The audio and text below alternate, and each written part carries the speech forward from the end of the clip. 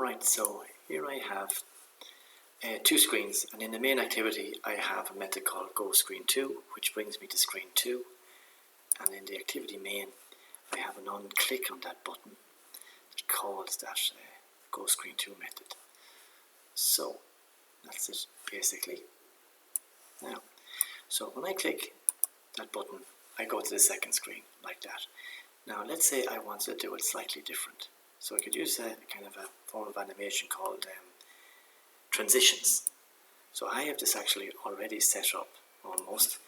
So what I did really was I have 4 transition files that actually you can get off the internet. You get loads of different ones anyway, but I found these are very common ones which I'll be giving you in a zip file.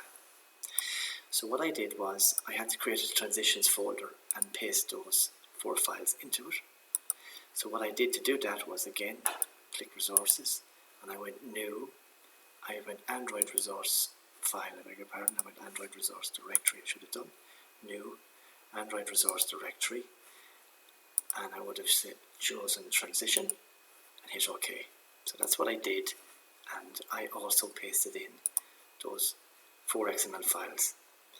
Now, they mightn't make much sense at the moment, but if you play with them a little bit, you can change parameters and times and stuff like that. You get the idea, or you can just use these 4. Anyway, so basically I want to add transitions to my button click.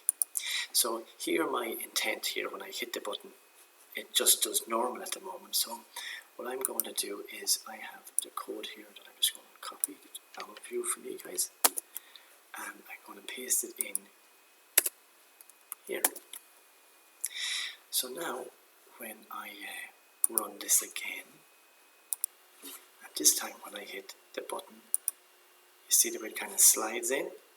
Now you'll notice now when I hit this back button, which closes screen 2, it goes back to normal again. So in order to fix that, I can do another thing. So I can go into screen 2 and I can add a method which actually you can apply to any of the activities that says when the activity is finishing. So I've got this public void finish, which will run if I hit the back button, for example. So now I can test that.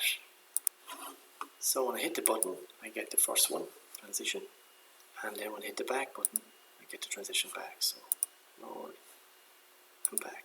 So that's basic use of transitions. Now there's loads of animation you can do, but that's probably at its very basic. So you're creating this folder, putting these XML files, and then either using this kind of idea or this kind of idea. Now there is another way where you can do it in themes, but we won't do it that way. So for now we're just going to do it a simple way.